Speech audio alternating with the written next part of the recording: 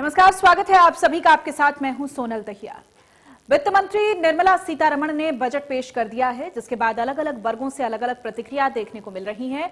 Corona के वक्त में जिस तरह से आर्थिक मंदी देखने को मिली है, उसके बाद इस बजट से उद्योगों पर क्या असर पड़ेगा, इसको लेकर फरीदाबाद के उद्योगपतियों का कहना है कि ये बजट बैलेंस्ड बजट है। बजट की सबसे बड़ी खासियत यह है कि स्टील और रॉ मटेरियल के दाम कम करने के लिए जिस तरह से बजट में कोशिश की गई है, वो निश्चित तौर से उद्योग जगत के लिए फायदेमंद साबित होगा। फाइनेंस मिनिस्टर निर्मला सीतारमण द्वारा लोकसभा में आम बजट पेश करने के बाद में तमाम वर्गों की प्रतिक्रियाएं आ रही हैं और ऐसे में इंडस्ट्रियलिस्ट क्या, उद्योगपति क्या सोचते हैं, ये भी जानना बेहद जरूरी है। चूंकि आम बजट में कोरोना काल के बीच में जिस तरह से आर्थिक स्थिति देश की बिगड़ी, उसको पटरी पर लाने के लिए उद्योगपति इस बजट में क्या देखते हैं। हमारे साथ में IMT फरीदाबाद एसोसिएशन के प्रधान हैं वीरभान शर्मा, इनके साथ साथ में उनके तमाम पदाधिकारी हैं, उनसे बात कर लेते हैं। शर्मा जी, आपसे शुरू करते हैं, किस तरह देखते हैं इस आम बजट को, खास तौर से उद्योग क्षेत्र के लिए? देखिए देवेंद्र जी, सबसे बड़ी बात है, पूरे देश ने कोरोना काल देखा है।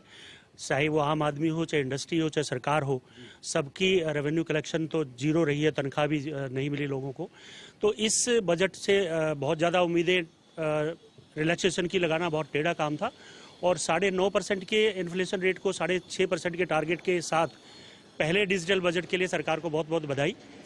सबसे बड़ी बात है, इंडस्ट्रीज़ की उम्मीदें तो बहुत थी और उम्मीदें कभी कम होती भी नहीं है, लेकिन सरकार से जो सबसे बड़ी इंडस्ट्रीज़ की अगर मैं बात करूं, वो थी रॉ मटेरियल की बढ़ती कीमतें। उसमें हम सरकार का धन्यवाद करेंगे कि उन्होंने अपने पहले भी मीडिया के थ्रू आग्रह किया था और लिख के भी आग्रह किया। आप सवाल उठाते रहे थे कीमतों को लेकर, तो उसमें अब रियायत मिली है? बहुत ही संजीदगी से सरकार ने उसको एड्रेस किया है। स्टील की इंपोर्ट ड्यूटी को भी और डोमेस्टिक ड्यूटीज़ को भी सरकार ने उसको एड्रेस किया है और हम समझते हैं कि बहुत जल्दी स्टील प्राइसेस जो है वो नीचे आ जाएंगे। आप क्या कहेंगे, अगर MSME की बात करें तो उसको कुछ मिला है आपकी नज़र में? देखिए, MSME को डायरेक्टली तो कोई ऐसा बेनिफिट नहीं दिया है, लेकिन जब सरकार इंफ्रास्ट्रक्चर पे पैसे खर्च करेगी, हेल्थ केयर में खर्च करेगी, तो वो अल्टीमेटली बिजनेस तो MSME का ही बढ़ेगा। वो एक हम पॉजिटिव बात सोचते हैं कि अगर हो जाए तो। रोजगार के साधन को लेकर भी, चूंकि उद्योगों से जुड़े हुआ है रोजगार भी, उसको लेकर कैसे देखते हैं इस बजट को, कि क्या रोजगार मिलेंगे इस बजट में? बेसिकली अगर देखा जाए कुल मिलाकर के, तो ये जो बजट जो हाईलाइट जो करता है, दो चीज़ों के करता है। एक तो देश के अंदर इंफ्रास्ट्रक्चर के ऊपर बहुत बड़ा काम होने जा रहा है। हेल्थ सेक्टर के अंदर, जैसे हमारे शर्मा जी ने बताया कि इसका बजट बहुत बढ़ाया है। ये जब सारे इंफ्रास्ट्रक्चर में, हेल्थ सेक्टर में अगर ग्रोथ होगा, अगर इसको कवर करना है, तो ऑटोमेटिकली जो एम्प्लॉयमेंट है उस पर तो डायरेक्ट उसका इम्पैक्ट आएगा ही आएगा। मतलब वो कोई रोकने वाला नहीं है उसका। क्या ऐसा कुछ बजट में प्रावधान है कि उद्योगों में ये जल्दी में दिखाई देना शुरू कर जाए, उसका असर दिखाई देना शुरू हो जाए? देखो जी, जो रॉ मटेरियल की कॉस्ट है, अगर वही कम हो जाएगी तो इससे बहुत बड़ा फर्क पड़ेगा। क्योंकि पीछे देखा होगा आपने, स्टील के प्राइस कम से कम 20 से 25 पर केजी प्लस जा रहे थे, तो उन पे इन्होंने ड्यूटी वगैरह कम की है और उससे 100% फर्क पड़ेगा इंडस्ट्री। आप क्या सोचते हैं इस बजट को लेकर, चूंकि आप भी शहर के उद्योगपति हैं, किस तरह से देखते हैं?